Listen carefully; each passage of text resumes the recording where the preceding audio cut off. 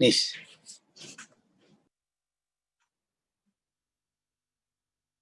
Good morning, Dr. Ram. We met in Manila at Colombo Plan. I don't know if you recall Jeff Harrison from Metro TAFE. Oh, yes, sir. I may. Yeah, I recognize you. Yeah. Good morning, sir. Enjoy Kathmandu. We look forward to Yeah. seeing you in Malaysia soon. Yeah. Definitely. So we will meet maybe in 2021. Very good. Keep safe. Yeah, thank you. Hi, Dr. Ramhari. Yes. Hopefully. This is Yusma. Do you remember me, Yusma Yusuf? Yeah. Why not? I recognize very well. Nice to see you again, Doctor. Thank you. Same to Looking you. forward to your session. Yeah.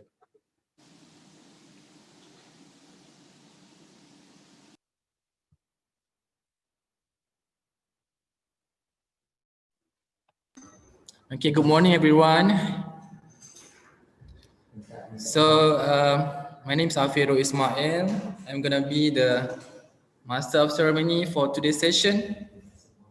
And we shall start in a jiffy. So please make sure that everyone is logged in into the system, into our platform. So, morning, everyone.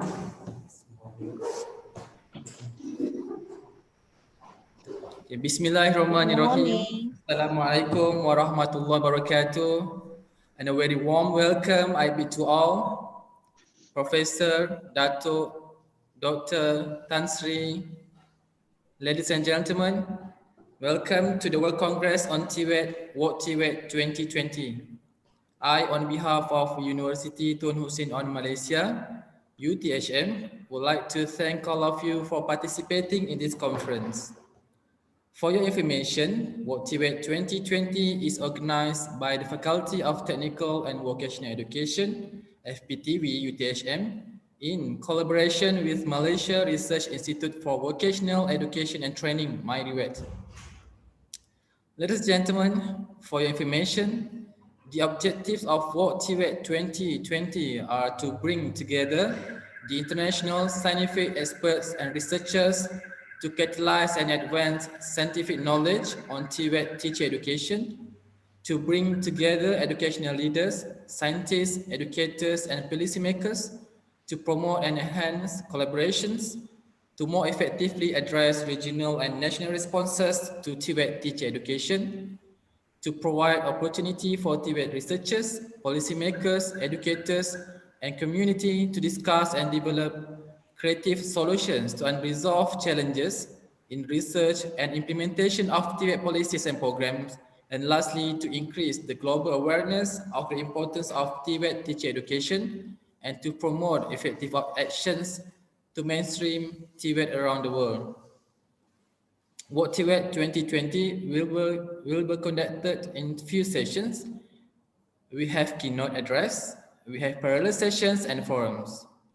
Before we proceed, I'd like to highlight some important etiquettes throughout these sessions. All participants should display your registered name on your profile. All participants are highly encouraged to turn on your camera and use the virtual background. Please respect each other when speaking and presenting. Please mute your microphones when others are presenting. Please utilize the chat box if you have any questions. Please find a proper location to avoid distractions. And for your information, this session will be recorded for future references and live broadcast at our Facebook, WoCTVET 2020 UTHM, and YouTube channel, UTHM TV. The all participants, our first agenda for WoCTVET 2020 is the opening remarks by Professor Dato Technologist Dr. Wahid bin Razali, Vice Chancellor of University Tun Hussein on Malaysia. Please welcome. Thank you very much, Dr. Afiro. Assalamualaikum warahmatullahi wabarakatuh. And a very good morning, ladies and gentlemen. I hope that everyone of you can hear me. Can you? Right. So first, I would like to welcome the prominent speakers and also participants.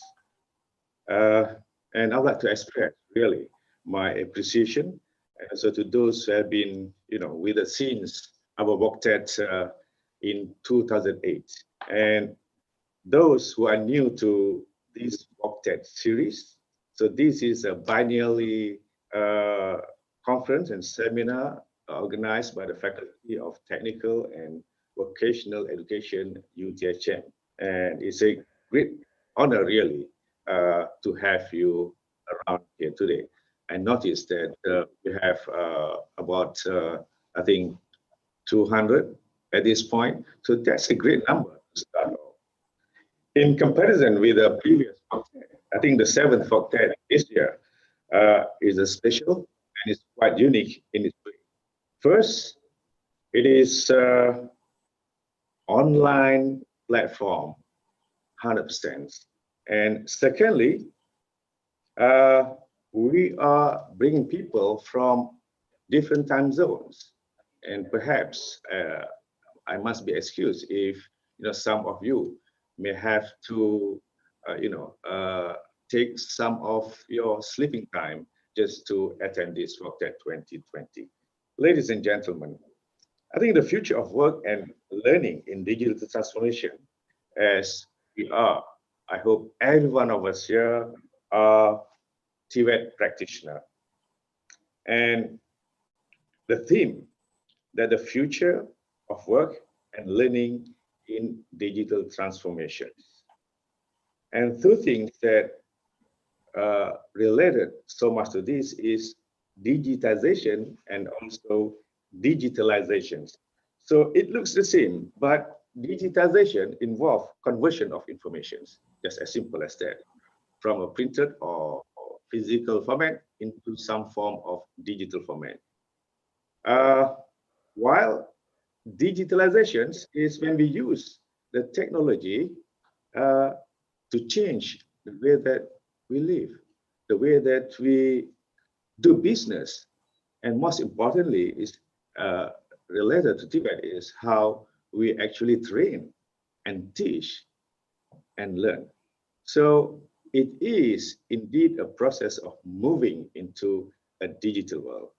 So I guess that an example of today, a virtual or online conference that we have today, is a form of digital transformation that may be used for learning, teaching, and also training. So this is an example that I can quote. And also that it is quite unavoidable that we cannot do away with Industry 4.0, nor can we do away with the learning in 21st century. If we do not change, then we would be left behind. And therefore, it is indeed important that a conference like this must stimulate thinking and also discussion of how we should address this issue of training and also learning. Every countries, every programs, every department will have a unique idea on its own. We are different. However, we have got to address the same thing. That is, how can we shape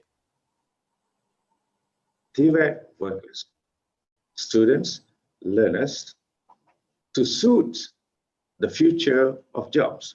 So this is quite a challenge, and I believe that some people or the panelists within this conference would be able to push or to provide some insights into how we should be doing now and into the future.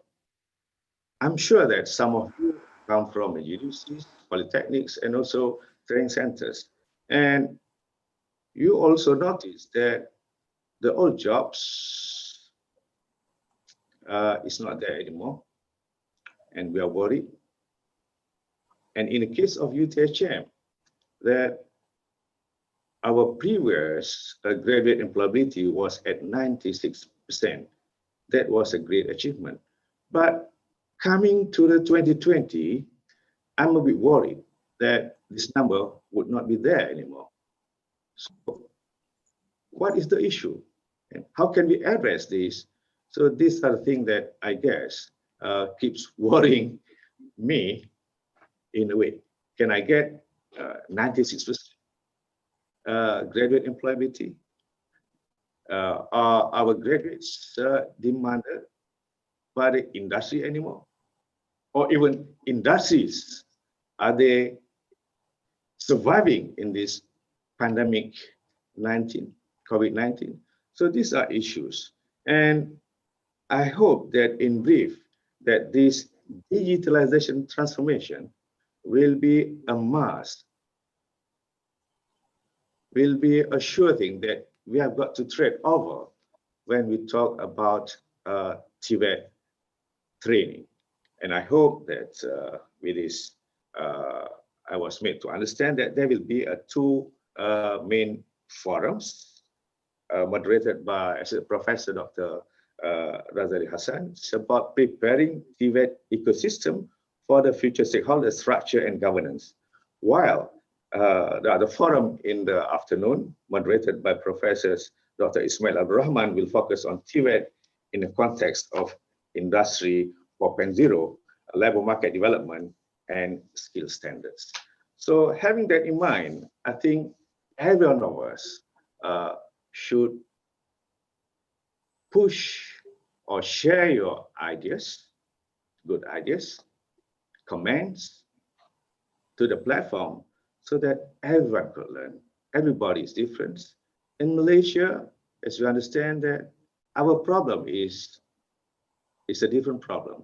In the Philippines, we'll have a different problems. And in the Thailand, we've got a different problems. So nothing is similar, and simply that we have got to work out our own way. However, sharing is important, and sharing is the thing that would help us save our time, save our energy. And a platform like this, I believe, is the thing that we should do, that sharing, thinking, and also moving on with what is expected out of the new TVET for the future. And finally, I would like to convey my gratitude and congratulations to the Faculty of Technical and Vocational Education and also MyREWET for holding this international conference amidst this COVID-19 pandemic. I guess it's not an easy task, but perhaps this will be the new normal.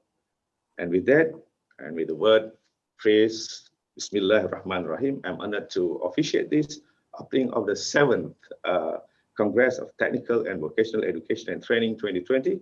And I hope that we'll have a fruitful discussions and something to bring home later on for improvement within your respective institutions. So thank you very much. Thank you. Thank you, Professor Datuk Dr. Technologist Wahid bin Razali for the remarks. Dear all participants, move on. We are going to have a forum session entitled Preparing TVET Ecosystem for the Future, Stakeholders, Structures and Governance. Before we commence the session, I'd like to read the biography of our honor moderator today. Associate Professor Technologist Dr. Razali Hassan is a former Dean at the Faculty of Technical and Vocational Education, UTHM. Currently, he is the Director of Malaysia Research Institute for Vocational Education and Training, MyREWET.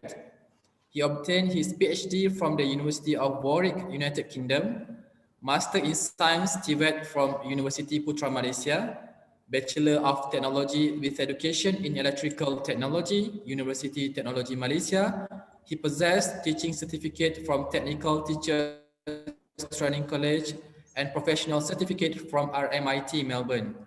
He is also a member of TVET Society of Malaysia, National Union Teacher Profession and UTP, MTON Society, senior members of Regional Association of Vocational Teacher Education, RAFTE. He has a vast experience working in various countries, including Australia, Germany, United Kingdom, Indonesia, Singapore, Thailand, Vietnam, Laos, and Jordan as consultant, advisor, supervisor, panel, and facilitator in TVET.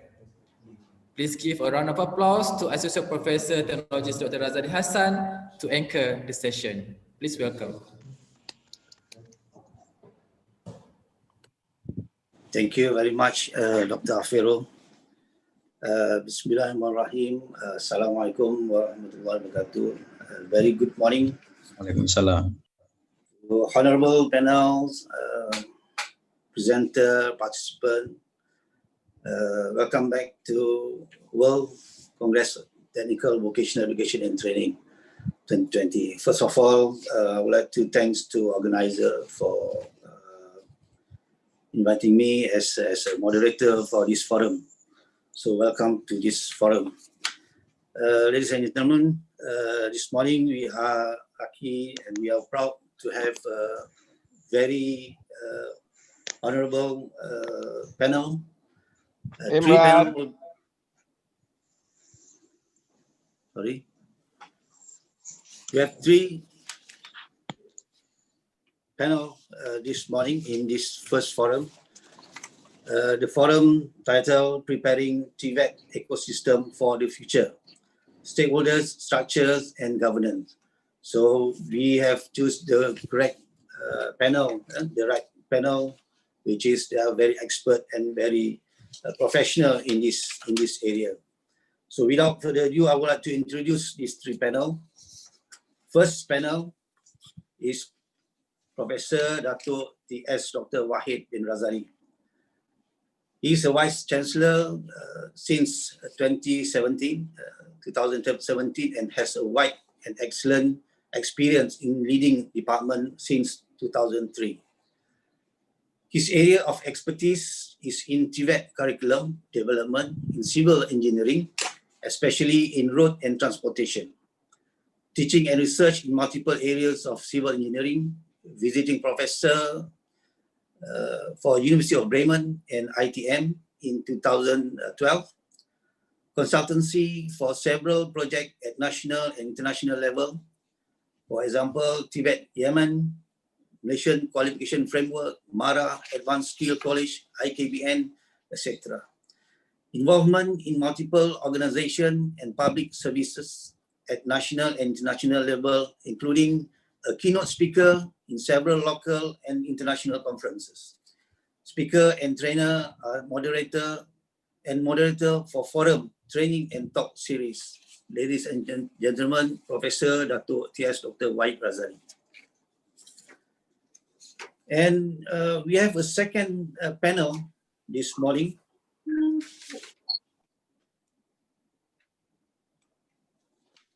The Honorable Tan Sri Dato' Soh Tian Lai. So Tan Sri Dato' Soh Tian Lai is the President of Federation of Malaysian Manufacturer, FMM. He's the Executive Deputy Chairman for YKGI Holding Berhad. He's a founder of that YKGI Holdings. Master of Business Administration from University of Bath, United Kingdom, and graduated from Tunku Abdul Rahman College with a diploma in technology, material engineering in 1985. 33 years of experience in the steel industry, President of Federation of Malaysian Manufacturer, former President of Malaysian Iron and Steel Industry Federation, Vice President of National Chamber of Commerce and Industry of Malaysia, Vice President of Asian Iron and Steel Council, AISC, Council Member of Malaysian Steel Council, MSE, Founding Member and Director of Malaysian Steel Institute, Director of Southeast Asia Iron and Steel Institute, Council Member of Malaysian Standard of Accreditation Council, and Ministry of Science, Technology and Innovation. So we have this morning a real Iron Man of Malaysia. He's involved a lot in steel, in iron and steel. So this is the real Iron Man of Malaysia. So we're very proud of him. And last but not least, third panel from this morning, we are proud we are having this international we directly flew it from Nepal, Kathmandu. The Honorable Dr. Ramhari Lamichhani. Dr.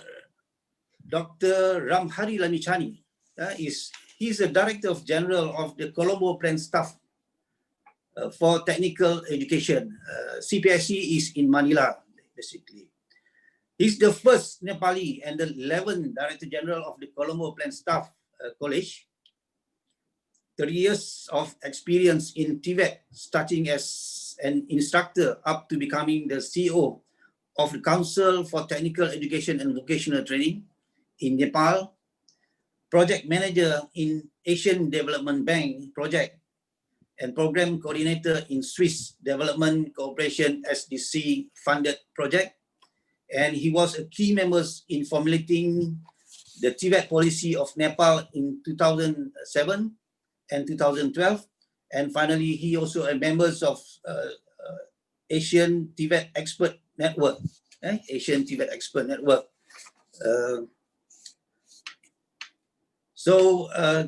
Ladies and gentlemen, honorable panel, welcome to WoCTVET. Hope you will be enjoy with this. I mean, we prepare with the question and answer. That before we start, I would like to just give a short brief of the format of this forum. So we have a 3 round of question that you will be explain on it. Each question, please just limit the minutes, less than 5 minutes for each question. So it's a simple, when we have extra time, then we can, all the participants can send your question to the chat box. Right, let me start with the first panel. Two panelists, first panel, Professor Dato' Dr. Wahid Razali. The Malaysian government has recently put more on TVET, focus on TVET. In 2019, the Malaysian Qualification Agency has proposed single quality assurance system for TVET, which consists of 9 principles of TVET articulation. One of its main purpose is to promote lifelong learning among TVET graduates through a seamless transition from level 4 or 5 Malaysian qualification framework into higher education level 6 to level 8. It means that opportunity, those who are involved in skill level 4 and 5 to continue their study until level 6 and level 8, until level 8. In your opinion, as academician, how do Malaysia higher learning institution should respond to this TVET articulation principle? Please, Prof. Dato'. And thank you also for respected panels, Tan Sri So, and also my good friend, Dr. Ramhari, who is currently flown from Nepal. I was made to understand. First and foremost, I must, inform here that the Malaysian government is taking TVET seriously, and is noted with the fact that we have had a series of strong budgeting provided for TVET development, and going to be 2021, perhaps we'll be getting something like 6 billion overall RM for the purpose of TVET development. So in itself, I think that is evidence that the Malaysian government is taking TVET so seriously. And what about the governance? And what about the system that should, follow from that? So this is an issue. And peculiar to Malaysia, and perhaps not other countries, is that we had quite a number of TVET providers across ministries. And therefore, the idea of single governance and the idea of what we call standards, standards for TVET is much looked after.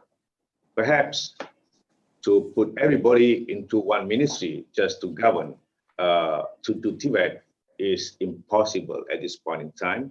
But to make sure that everybody is doing its own job rightly, correctly, and within the speeds that is required, I think there is something that what we are doing now. And that's why that we have got what Dr. Razali is talking about. The MQA is producing or providing what we call a TVET standards for everybody to follow through. However, it is a minimum standard that providers need to abide. So what would be the take-up for higher institutions? The question asked by Dr. Razali. In Malaysia, that level 1, 2, 3, 4, and 5 is considered as a TVET sectors. So at the same time that we do respect that a country like Malaysia, we need to provide access to education and access to training for everybody. So which means that everybody, the citizen of Malaysia, they've got the equal right to go on with the level 6, which is but the bachelor, and level 7 for master and 8 for PhD. And therefore, a university or TVET institution like UTHM or Malaysian Technical Universities as a whole, we need to embrace this. This is our mandate. And therefore, we have got to support and provide every possible means so that these students who may, not having the chances, the opportunities to move on into a higher level of education and training will have their chance now.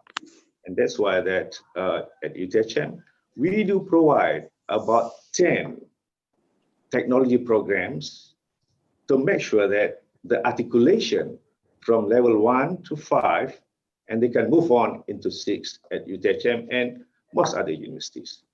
So this is indeed a good idea. And this is also in tandem with the need of the country that Malaysia at this point in time is trapped in a middle income track, which means that we need to grow, we need to do more excellent things, we need to be more productive. And therefore, I suggest that more people should be upgraded, more people should have the opportunity for lifelong learning, more people should be, from the industry should go back to training centers and back to industries and sharing ideas, things like that. So universities or universities like UTHM must provide all this access, must support this. And I must inform you also that we have got what we call APEL, a mechanism to recognize whatever experiences that people from the industry might have, and they can move on easier into the next level of education. That so means, I know that I've got 5 minutes times up now. Yeah, that means so higher education, in particular TVET education, must embrace this change and must provide the access, the mobility or articulation for the TVET, I would say students or trainees from level below 6. Okay, Thank you Prof. very much, Dr. That means everybody who qualify, I mean those who are in skill areas or from TVET areas, if they are qualified, they are eligible to go for the higher education. Okay, Prof. Okay, for the second question, I would like to give to second panelist, that Tan Sri Datuk So. Okay, Tan Sri, we understand that one of the most significant roles of TVET is to prepare graduates to the world of work. However, the advancement of technology in the industry has rapidly changed the job scope of many professions. For example, in machining industry additive technology and 3D printing application have become very common and gradually taken over conventional machining technology. These changes have brought about impact on occupational requirement, such as new skill set and knowledge. Apart from that, the change of working environment also require workers to possess new characteristics like flexibility, cultural adaptability, skeptical, and so on. From your point of view, Tan Sri, how do we prepare tomorrow's graduate for this new landscape in the world of work? Please, Tan Sri. Your mic, Tan Sri, your mic. Unmute. Okay, can you hear me? Okay, yeah. Sure. Okay, good morning. Thank you, Associate Professor T.S. Dr. Razali, and also MC T.S. Dr. Afiro, and UTHM Vice Chancellor Professor Dato T.S. Dr. Wahid, and panelists Dr. Rambari, and all participants. And thank you very much to invite FMM to present our view as one of the panelists. The subject of this preparing TVET ecosystem for the future stakeholders, structure and governance. Associate Professor, your question is a very good question. My opinion is universities students need to experience the world of work, particularly work of the future that technology and digitalization has brought about. Long before they leave school, college, or universities, there is even stronger need now to connect the world of learning and work of the future in the light of COVID-19 pandemic, and this must start from early age. As you know, schools, colleges, and universities alone cannot foster all of the skills and capabilities that young people need to find success in work and life. And one of the ways to make sure that all young people get a well-rounded education with the necessary skills, be it soft skills such as communication, teamwork, leadership, listening, innovation, creativity, and problem solving, as well as technology skills of this age. And we also know that the academic environment alone cannot amalgamate the complex subject of STEM, science, technology, engineering, and maths, and transferable skills such as critical thinking and collaborative skills that young people will need in their future careers. Hence, exposure to the world of work is needed to provide opportunities for university students to learn by doing in real world context, which is very different from textbook-based exposure. It is therefore important to institutionalize the model of academic and industry engagement and collaboration, and make it compulsory for schools, TVET institutions, colleges, universities to implement such a working relationship. And the following initiatives are very important. I want to share is enabling the industry-led programs to reduce skills mismatch and to mainstreaming the national dual training systems, and industry and TVET providers to collaborate across the entire value chain from student recruitment, curriculum design, delivery, and job placements.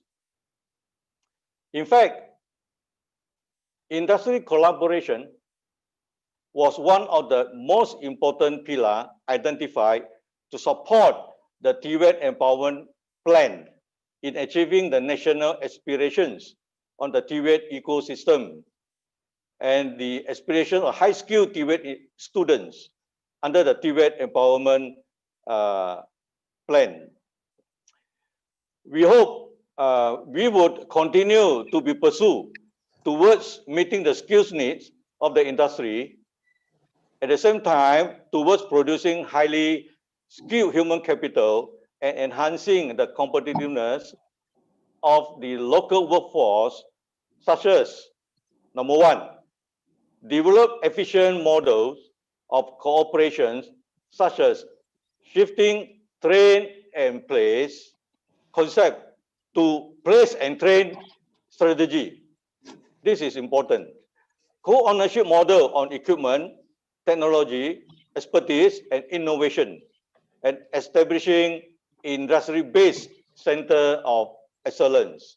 Number two, expand law and incentives for industry and SMEs, in particular by introducing attractive tax incentives to encourage monetary contributions, contribution of equipment and training facilities, training of trainers, intake of apprentices, encouraging the flat mobility of expertise between industry and the TVET institutions, which would be vital in ensuring that the students get the necessary work exposure. Number three is to design programs to entice industry, such as TVET value industry partners, and establishing a national TVET industry committee, and also to form National TVET Council, or called Majlis TVET Negara. Number four, to recognize the role of competency certification bodies.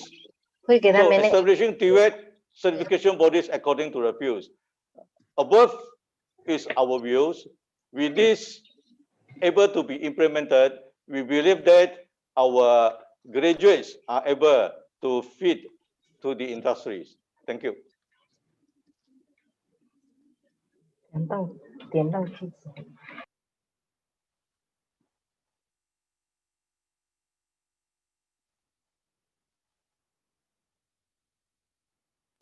Okay. Professor? Yeah, this is my views. Yeah. Yeah, thank you, Tan Sri. It's a very good point that you have did mention just now. A few points, which is we should take into consideration, especially when you mention the role of industry and also institution collaboration. Right. For the third question, I would like to give to panelist three. Third panelist, Dr. Ram. Thank you for waiting. Okay, Dr. Ram. The digital internet and green technologies have penetrated into almost every aspect of our daily and working life, and are changing the way we live and work.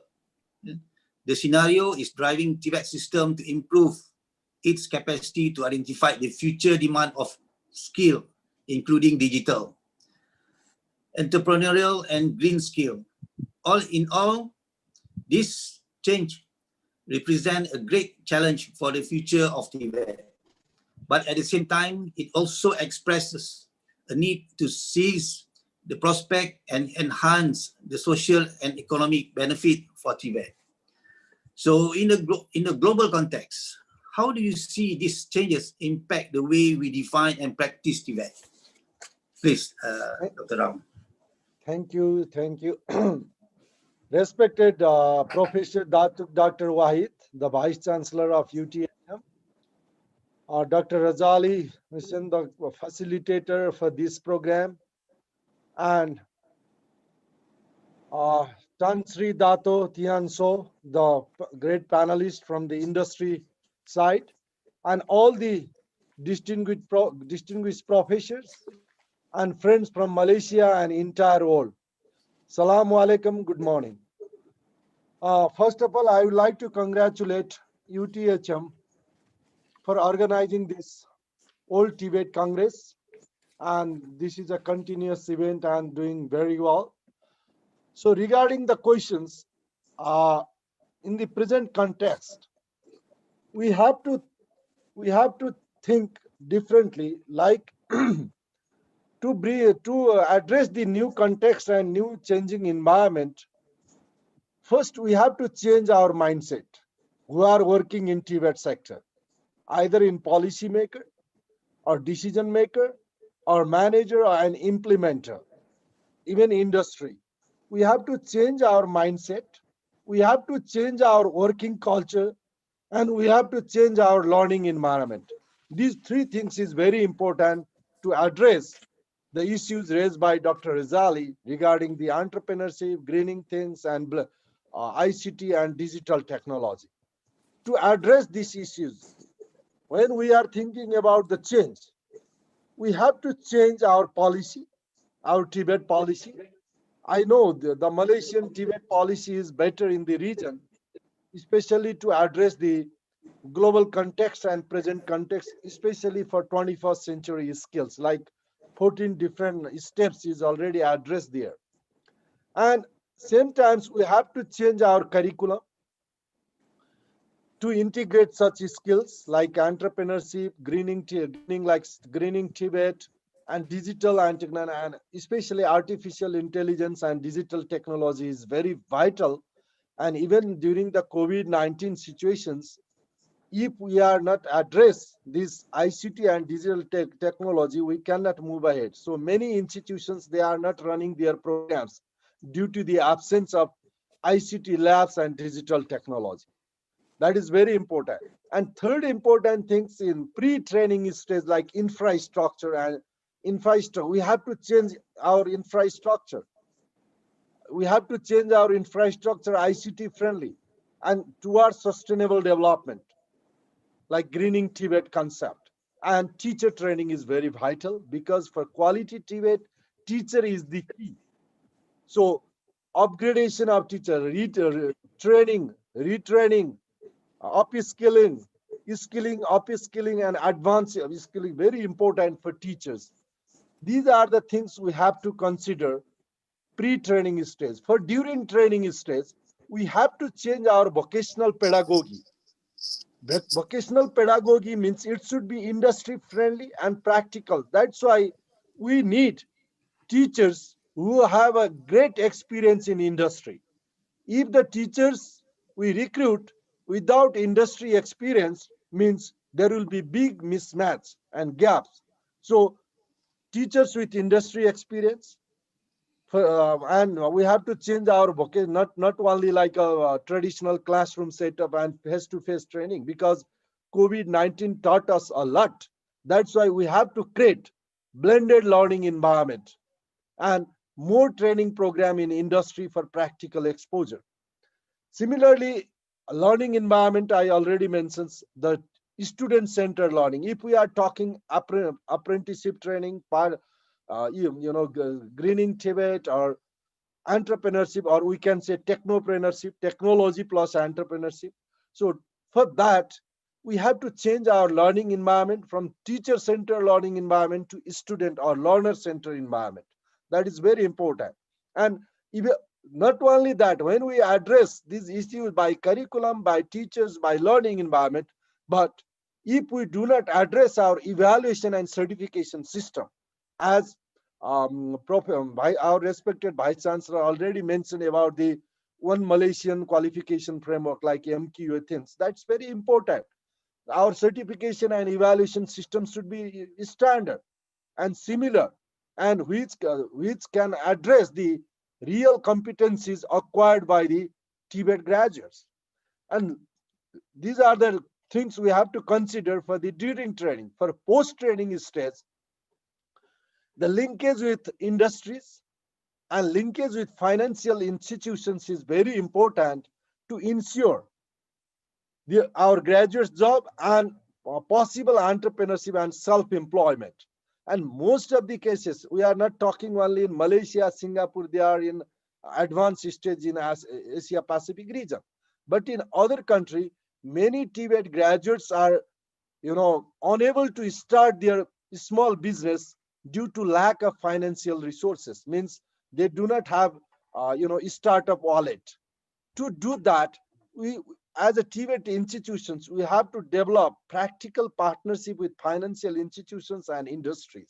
That is very important. And we have to promote many BDS providers, business development service providers, to ensure entrepreneurship of the TVET graduates. So in this way, so to address ICT and digital technology and 21st century skills, we have to create blended learning environment incorporating global competencies with the 21st century skills in our curricula and in our entire learning environment. For that, we need research-based programs or market-based programs.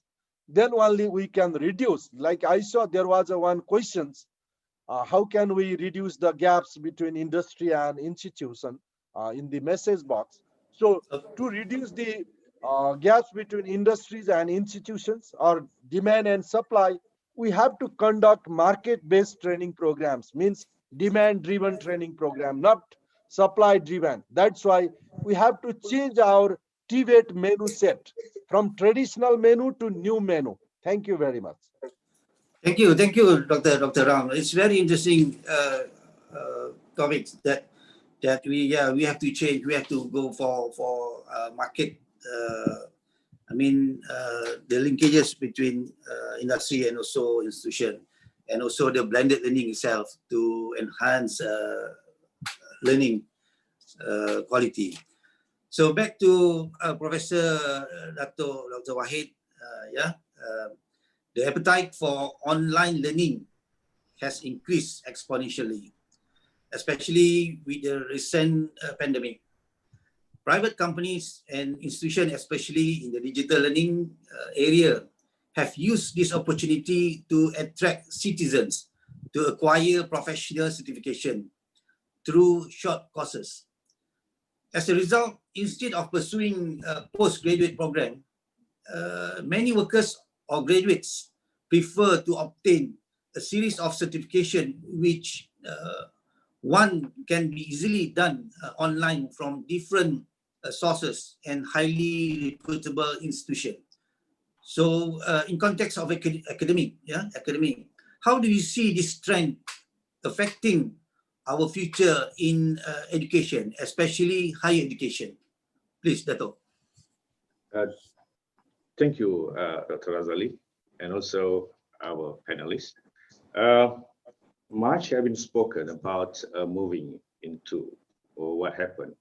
Will university be dead? Will university be irrelevant in the future?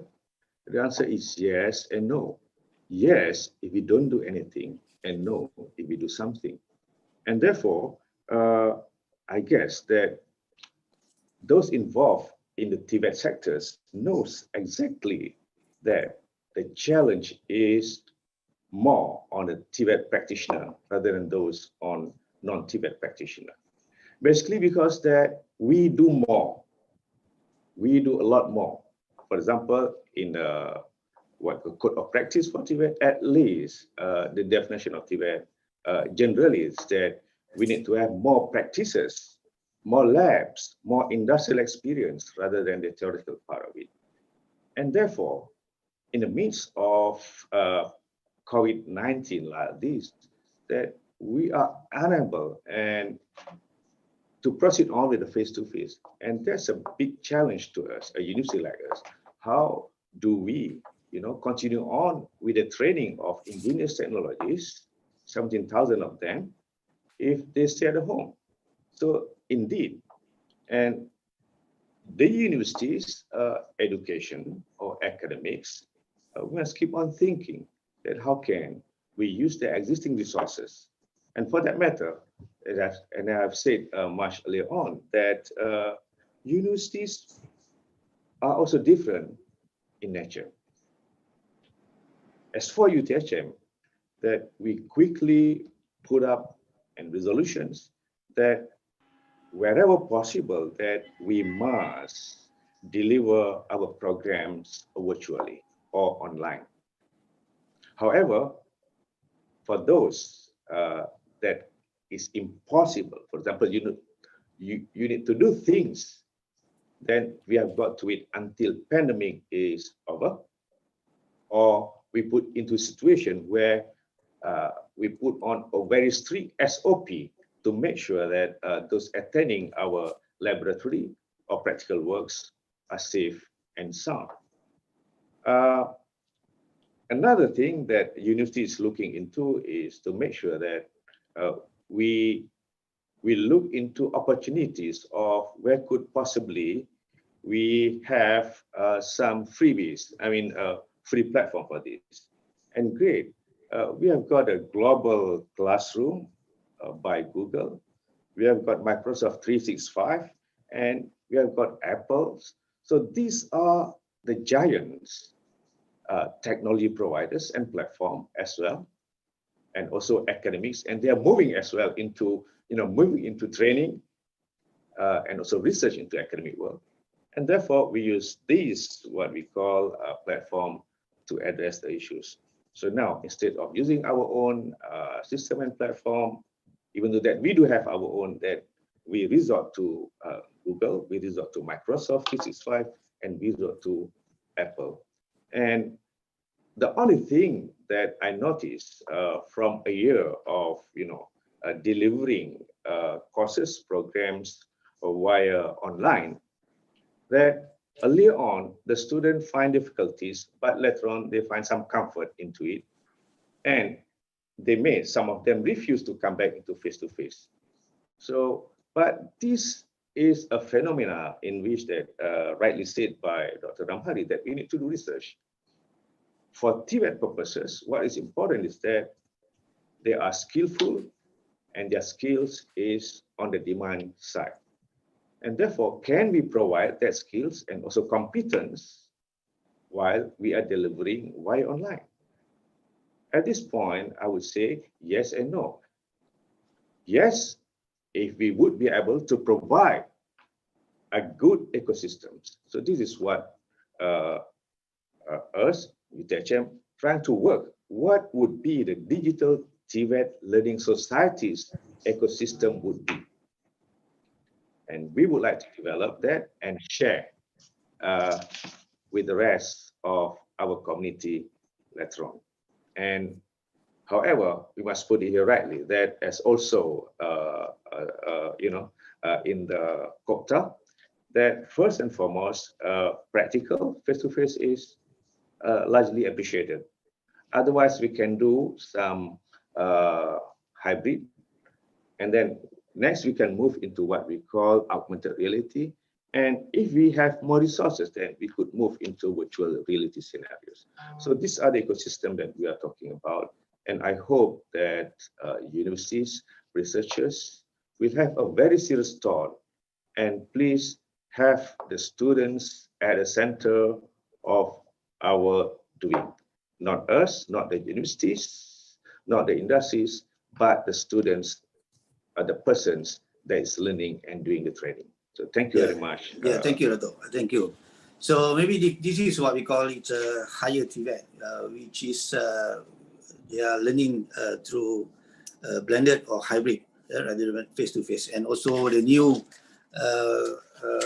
methods of learning is coming. But we still have to go for practical learning. Okay, we continue with Tan Sri, Dato'. In this digital era, the aging employees are considered disadvantaged group. A survey by Harvard illustrated over 2/3 of individuals in several companies aged 45 to 74 have experienced age-related discrimination. The studies concluded that if you are older, you are likely to be considered less capable, less able to adapt, and less energy, which in turn is a threat to the movement and the future of the company. From your 30 years experience in industry, Tan Sri, how can we reduce age-related discrimination? How to make aging workers to be competitive, and what is government roles in this matter? Please, Dato'. Thank you very much, Professor Doctor. This is very tough questions. Yeah. Because we are also near the old age, you know. Yeah. Okay. Okay, on reducing the age discriminations, my view is, first of all, we must understand the issue at the workplace. Consider all aspects of how you employ people to ensure freedom from potential direct or indirect age discrimination. We also need to encourage mentoring. Companies which embrace mentoring are generally warm and inclusive place to work. We also need training on the discrimination and diversity training. If you want to protect your company from age discrimination claims, your supervisors and employees need training specifically on the discrimination and diversity. The training will help them understand the benefits of age diversity and the repercussions of discrimination in the workplace.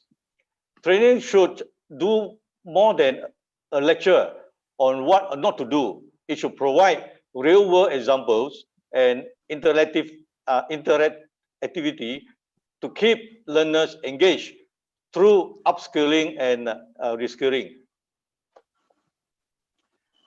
We also need to make sure your leaders are on board. Ensure your directors and managers are not only familiar with the law and your company's new policy, but they are also as committed as you to upholding it. We also need to put policies in place to enforce them. It is not enough to assume that your employees will understand not to discriminate based on age. You need clearly defined policies in place. Although it is a great start, simply creating a policy isn't enough.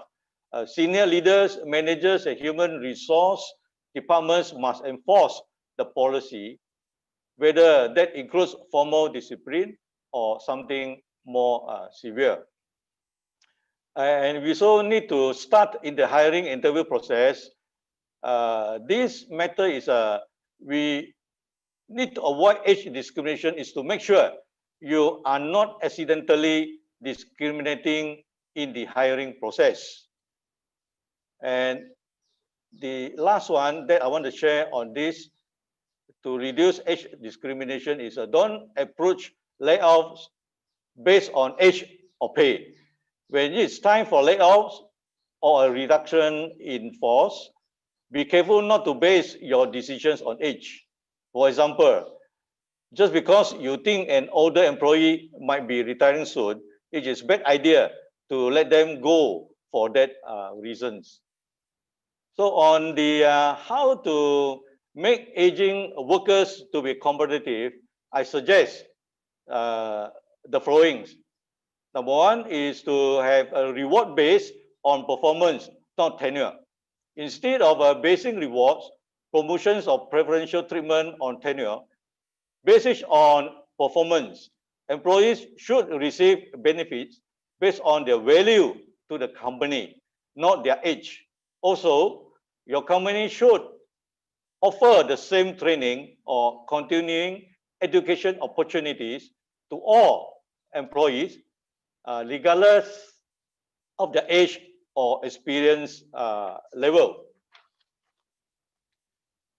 And we also need to embrace a multi-generational workplace. The best way to make age workers competitive is to embrace a multi-generational workforce. That means recognizing that all your employees, no matter their age, can contribute to your organization's success. In addition, it means creating a culture that welcomes employees and recognize the unique strengths they bring to the table, and that includes their age. The last one is to have continuous training and retraining, upskilling and reskilling. Depending on the job, reduction in physical strength and endurance and reaction time could be compensated for with increased experience by pacing activities, by enhancing performance. Now, I want to share with you on the government's role on aging workers. I believe the government can assist in many ways, such as, number one, enhance incentives to continue working at an older age by ensuring that the old age pension system encourages and rewards later retirement in line with increased life expectancy while ensuring adequacy and sustainability of pension payments. And also encouraging longer and more satisfying careers through more flexibility in work retirement transitions, including by promoting phased retirement, better balancing work and care, and permitting a combination of pensions with work income. Number two is to restrict the use of publicly funded early retirement schemes, which encourage workers to leave employment while they are still in good health and able to work. Number three is to ensure access to social benefits such as unemployment and disability benefits for all workers, irrespective of their age and status, and monitor that these benefits are used for their original purpose and not to incentivize early retirement for those still able to work. Just to share with you that the OECD Council recommendation on aging and employment adopted in 2015 puts forward an age-friendly agenda in three broad policy areas to promote employment at older age, such as improving incentives to work at an older age, tackling employer barriers to hiring and retaining older workers, improving the employability of older people through a life cycle approach. Maybe our government can learn something from this recommendation by OECD. Thank you, Pro. This is my view. Yeah. So we have to continue our aging workers to be work. Yeah. Okay. Thank you, Tan Sri. To continue to Dr. Ram again. The Education 2030 and 2030 Agenda for Sustainable Development have devoted a significant attention to TVET development and its potential for helping youth and adults develop the skills they need for employment and for addressing multiple demands of economic growth, social development and environment, conservation. To achieve this goal, proper professional training for trainers are crucial. The Colombo Plant Staff College is one of the providers for further TVET professional courses available in the Asian region. This is the issue of educators across a region. So from your experience as a DG of CPSC, how can TVET institutions across Asian countries work together to contribute to the 2030 agendas? Yeah, Thank Dr. Ram. you. Thank you, Dr. Razali, for very great questions. I think regarding this, first, to address the 2030 like sustainable development goals agenda, the goal 4 is focus on quality educations. That and all for the remaining goals, the education is the cross-cutting issues. So in all 17 goals, except 4 is the direct goal, and remaining 16 goals also indirectly. This is a cross-cutting, intervention by educations to achieve those goals. Without properly educated people, even in agriculture, hunger, water supply, security, we cannot achieve. So education is the cross-cutting, sectors which can contribute to all goals. So for that, we TVET institutions and TVET policymakers, first to address those issues, first we have to focus on quality management system in our place. Like when we talk about TVET programs, so PDCA cycle, plan, do, check, act. So quality management, because I saw many questions in most of the TVET institutions, they are not addressing demand-driven programs. They are not addressing quality management system in place. That's why in number, there is a high graduation rate by number. Output is good, but outcome is very low, like employment. Employment is the outcome of TVET, and graduation is the output of TVET. So graduation might be 90%, 80%, but if the outcome as an employment is about 60% or 70% or less than 50% in many countries, that means that is not good. That's why we need quality management system in place. For that, we have to do planning. Planning means, as we discussed, to address demand-driven programs, we need proper planning, proper research and development things. Like in present case, when we talk about industry-based programs, and our Sir Tan also here, the great industrialist from the Malaysia, and I saw one questions also. We are talking a lot regarding industry institution linkage. Why it is not happen? To bring industry institute linkage in place, like in dating, when the boys and girls they come to dating, both parties should agree in a common agenda. Then only there will be a dating take place. Similarly, in industry institution partnership, both sides should be satisfied.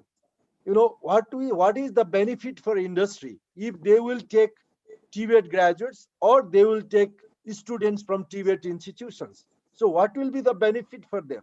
And same time, what will be the benefit for institutions? Definitely, for institutions, we provide, we will get opportunity to get exposure in the practical training through industries and real industry setup. They can work for the industry. They can get semi-skilled workforce almost free for their service. And after graduating from TVET institutions, the same graduate they can hire as an employee of that organizations. Means they will be a more familiar to the machines. And another things, institutions, industry can support to set up industries own workshop in the TVET institution. I know in a Polytechnic Malaysia, there are many polytechnic, they have a industry's own labs and workshops. The benefit of that is when the students expose in that equipment, machines in TVET institutions, and right after graduation, when they go to the industry, they will be more familiar with that environment. So no need to afraid with the new equipment. So that's why to address that SDG things, we have to strengthen our industry institution partnership in a real practical partnership, not like a paper and MOU. We can sign many MOU, but it will not take place. For that, we have to do real practical partnership. Both parties should be, happy. That's why quality management system should be there, number one. And number two, to address sustainable development goals, and we have to introduce sustainable TVET. Sustainable TVET means three important elements: economically viable. If our program is very expensive and costly, we cannot implement, and student will not pay, parents will not pay. And second important thing is environment friendly. So our TVET programs, through our practice of the during our training program, it should not damage our environment. That's why we are talking greening TVET. And third important thing is we have to preserve our culture, our society. Cultures mean religion. Like in Malaysia, we have to protect our Muslim culture. We have to protect Chinese culture. We have to protect Indian culture. There are three cultures basically. And as a big cultures like a Muslim culture, in another case, like in Philippines case, Christianity, means our education programs should not destroy our existing culture, religions, our food habit patterns. Sometimes, in the name of development, now what our system is doing, not only TVET, in the name of development, we are bringing Western culture in our place, and we are damaging our own culture, either in food, either in habits. That's why, as in TVET institutions, we have to preserve three elements: economically viable programs, environment friendly programs, and which And culture, the education program which has to contribute for the cultures and religious protect. So these are the elements we have to bring quality management system. When we talk about quality management system, always plan, do, check, act. Every aspect, right. institutional management, instructional management, industry linkage management, there should be PDCA cycle in place. Thank you very much. Yeah, correct. Yeah, thank you, Dr. Ram. Yeah, very. We emphasize on quality management system in place, and also the 3 points that you mentioned: economically, environment, and also culture. Okay, we short of time. Let me go quick with final question. I think both Dato' Wahid and also Tan Sri may answer this in 1 minute. 1 minute. What is a public-private partnership? As we know, as public-private partnership is very important in our training and also education. So, Dato', can you mention just 1 minute? What is the major problem, and also how can we ensure that PPP is successful implemented, public-private partnership implemented? Please, Tan Sri first, go. How public-private partnership can be successful implemented in 1 minute, Tan Sri. Thank you, Professor. I think this public-private partnership has been discussed for a long times. Yeah. The implementation has to take into consideration several factors to ensure transparency in the process, level playing field for the parties involved, and ensuring that it is cost-effective. If you can have the following key points to fulfill that, I think public-private partnership can be a successful one. We need to have a strong legal regulatory framework. We need to have a strong institutional arrangements. We need to be competitive and transparent procurement process. And we also need to have selecting the right projects for PPP.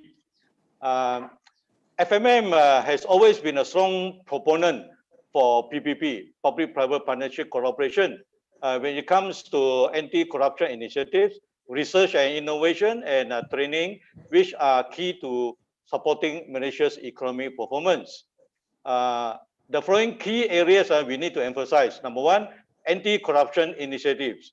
Number 2, innovation and research development. Do you know that Malaysia's gross expenditure on R&D has increased from 2008 at ringgit 17.6 billion GERD in 2016 is 3 times that in 2008. The question is it big enough or not? So it is important for governments, public-private partnership in research and innovation can help make research and innovation policy more responsive. This is very important. So the third area is on the technical and vocational education and training, TVET. We need to make TVET as a mainstream. Make the TVET as the priority choice, preferred choice for our students. So we have to bring up the name of TVET. Yeah, correct. Yes, we need to have very strong branding because TVET is the future, and TVET is the one can eradicate B40. Thank you. Okay, from the perspective of academic, Prof. Dato', please, 1 minute.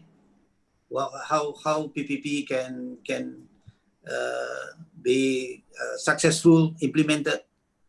Yeah, I think it's well spoken by Tan Sri just now, that we need to find a good partner, a partner that understands the vision of academics, and also they must also appreciate us and we appreciate them.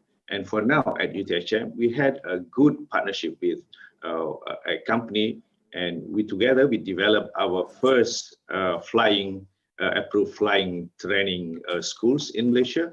And so far that it is running fine and good.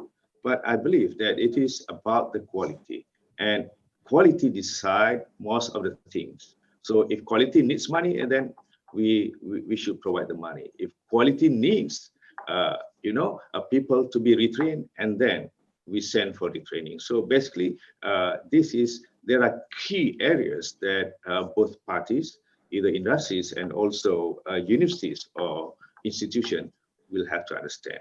And mutual respect is equally important. So that's spoken well by Tan Sri just now on that issue. Thank you very much. Thank you, Professor Dato' Wahid Razali. So can we have any time for the Q&A? I didn't because the time is very short now. Yes, we're gonna take a few questions, one or two questions from the participants. Can you read the question, please? If Okay. There are a few questions raised up by audience from Facebook and also from our chat box, but a few of that I will take. Just pick one of those, which is how far can we rely on the reliability and validity of virtual learning and online assessment evaluation during the pandemic learning process environment? So that's the first question. Hand over to you, Dr. Azali. yeah, okay. So maybe this Tan Sri Datuk, maybe you can answer the question. My view is that the virtual because of COVID pandemic is become a necessity. At the meantime, there are quite many students not able to have equipment to follow up this latest virtual conference or virtual meeting or virtual teaching. So we suggest that the government should provide more amenities, more support, how to enhance this virtual learning. Important is that all the institutions, higher institutions, they must equip with the latest technology, because even without COVID-19 pandemic, in futures, this virtual learning is one of the processes that we need to go through. And this is one of the tools that is effective also to get everyone connected. Yeah, that means yeah. Thank you, Dato' Tan Sri. Since this pandemic, we having a challenge on online learning, so we have to provide enough equipment for the process of teaching and learning. Okay, since we have very shortage of time, Azali, we have one question. Okay. From the Dean of Faculty FPTV UTHM. Please. Okay. Yeah, thank you, Dr. Afero, the MC, and of course, Associate Professor Dr. Razali as the moderator, and all the panelists for today's session. First of all, I would like to thank everyone, especially the panels and the participants for joining today's session. Of course, a very informative and fruitful session for me. And actually, I have one, it's not a question, but I just want to get maybe advice from Tan Sri Datuk, since Datuk from the industry, and of course Datuk also as a FMM president. So as yang berbahagia Datuk VC mentioned in his session just now, whereby Faculty of Technical and Vocational now offering one program which is high TVET program, namely program of technology. And for your information, this program, the structure of the program, actually 3.5-year program. But in that particular structure, the final year, the student will be placed in industry. So that's definitely what we call work-based learning approach.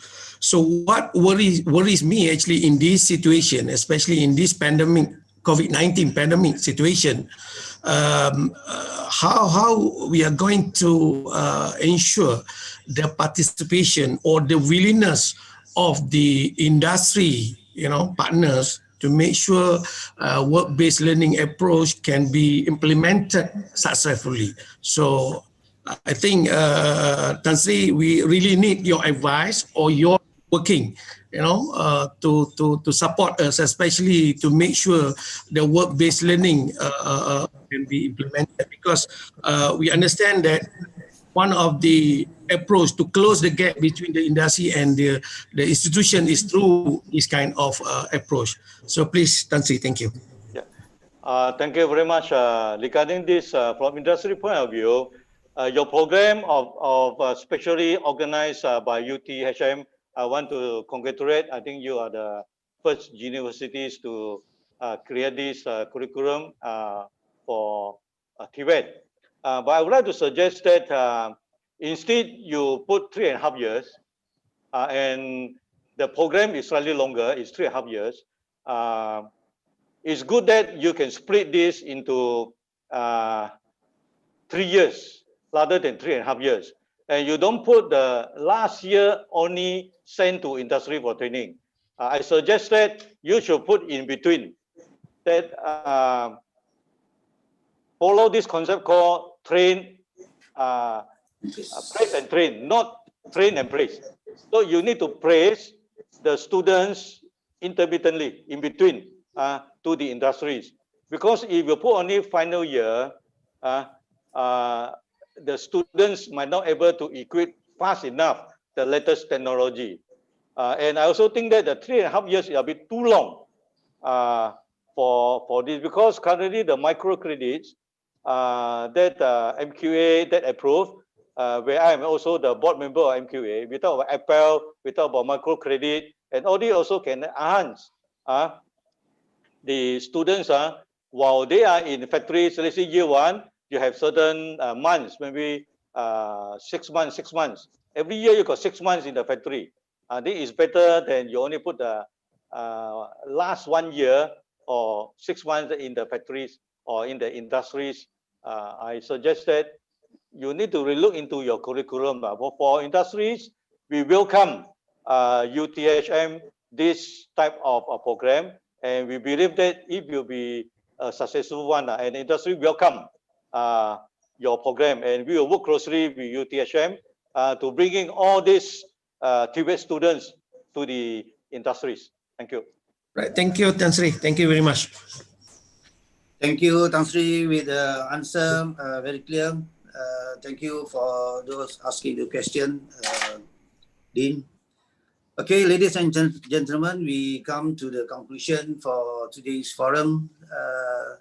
I would like to highlight a few points that have been explained just now from the forum. First, we know that we should open the door, accessibility for those who are involved in skill trainings, and TVET level 4, 5, to continue their studies to higher education. And we, as a MTON, Malaysian Technical University Network, open a door to all those who are willing to continue, qualified to continue. Also, the quality management system mentioned by Dr. Ram Hari, we have to work. We have to ensure that we are working with the quality in terms of TVET management and sustainable TVET with the 3 points he did mention just now. Transparency in managing financial as well, how we manage our financial, especially in procurement, like what Tan Sri Dato' so mentioned just now. To successful in public-private partnership, we have to very transparent and also very good management in TVET, and give some rules and also refer to the policy of TVET as well. Change the pedagogy to cybergogy. This is the challenge that we are facing now. We are doing, even now we are doing a new norm, online forum, and also what industry requests for our graduates to place and train. I think this is a good practice for the graduates, so that they can get early exposure on industry and continue with working world of work. And so many more that we can capture from this very fruitful forum today, and we hope that we can have this longer time, but we have another schedule for after this. Again, but on behalf of WoCTVET, I would like to thanks to all 3 honorable panels, Tan Sri, Tan Sri Datuk So Tian Lai, Professor Datuk CS Dr. Wahid Razali, and Dr. Ramhari Lamchani, directly from Nepal. So this is your sleeping time, Dr. Ramhari? No? Okay. It is not sleeping time. This is working time. Working time. Okay. So hopefully we can meet again in future, and with the other forum, especially we are going to organize Asian Technical Expert Network very soon. ATEF, Asian Technical Asian TVET Expert Network. So with that, again, on behalf of WoCTVET, we would like to thanks to all of you. And we back to you, Dr. Afero. Thank you, Associate Professor T.S. Dr. Razali Hassan as the moderator. And we have come to the end of our forum session. I would like to thank to the moderator and all panelists for their sharing and fruitful discussion. Thank you very much. And the participants, before we adjourn this session, please turn on your camera for a group photo and please smile. Our committee will screenshot the screen. Okay, first page. We have around 500 participants, including the Zoom, Facebook, and YouTube channel. So for Zoom meeting, we have around 200. So 1, 2, 3, smile. And next page, 1, 2, 3, smile. So just keep smiling. I'm not sure which page are you in. Okay, another page. Okay, last one. Okay, thank you everyone. Thank you. The participants, for your information, our next forum will start at 3 p.m. Malaysia time. Please log on to the session 15 minutes before the session. Thank you all. Thank you. And ladies and gentlemen, I have a few announcements to make. Please fill out the conference evaluation form through the link given in the chat box. If you have not registered yet, please do so to get an e-certificate with payment fee of Ringgit Malaysia 39 or $10. In 1 week, this e-cert will be emailed to you. If you are a presenter, the e-cert will also be emailed to you within 1 week after the conference. And the papers are expected to be published in 2021. For parallel session, you may access the pre-recorded video at woktvет.uthm.edu.my/presentation. So thank you everyone for your time. See you again for the next session. Can you mention, Dr. Afero, participant is from where, which country? I can see that. Indonesia, Philippines. Is there anyone from Indonesia? Yeah, Ahmad. Hey, Dr. Afero. I am from India. Yeah, from India as well. Oh, good. Indonesia, Dr. Afero. Wow. Yeah, Pak Thanks so Argo. much. Thank you. Yeah. Konnichiwa from Tokyo. Yeah. Hi. Ohayo gozaimasu. Genki desu ka? Genki desu. Arigatou gozaimasu. Do you have others from? Yeah, of course. Mr. Nicholas Ferdinand. Nepal. Yeah, Nepal. Dr. Ramhari, one of them. Mr. Arjun. And also from Pakistan, we have participants from Pakistan as well.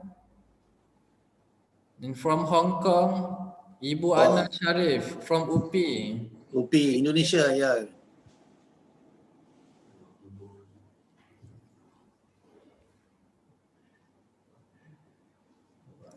Prem Santos.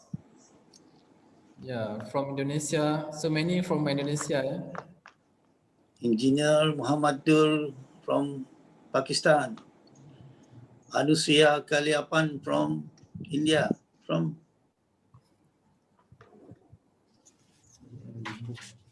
Okay, thank you very much, everyone. See you. All right. Thank you. Thank you, Tan Sri. Thank you, Dato'. Thank you, Dato'. Thank you, Tan Sri. Thank you, everyone. Everyone. Assalamualaikum warahmatullahi wabarakatuh.